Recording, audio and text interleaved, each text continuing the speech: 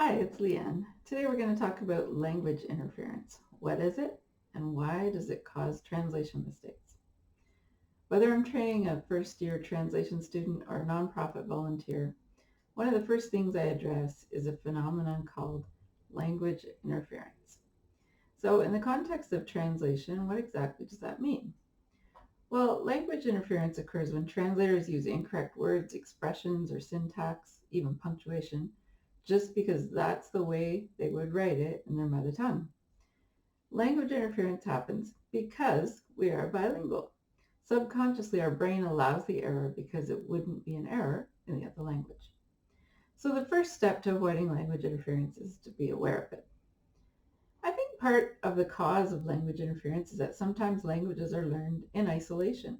We're put into immersion classes and forbidden to speak our mother tongue as we learn the new language. While that approach can have benefits, there are also drawbacks.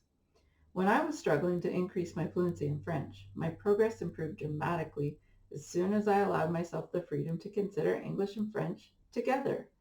I drew comparisons and examined how each approached certain aspects of language. I tried to organize my brain into charts that matched up English and French words, expressions, and grammar. Over time, I've learned to draw on that memory bank so rapidly that within a few seconds, my brain can have a whole conversation. While giving feedback to someone I'm training, that might sound something like this. That student wrote, "Succeed my studies" in her French to English translation.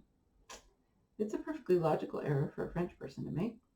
That's because in French, the verb for succeed, réussir, does not require a preposition between it and the following noun.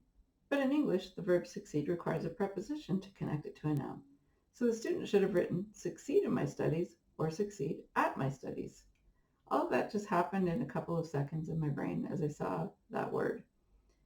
If I never allowed my brain to compare the two languages, I could easily fall into the trap of language interference when I'm translating. It's very tempting to follow the original sentence too closely if you don't stay alert. In the next couple of weeks, we're going to look at some specific types of language interference. Stay tuned because it's going to be really interesting.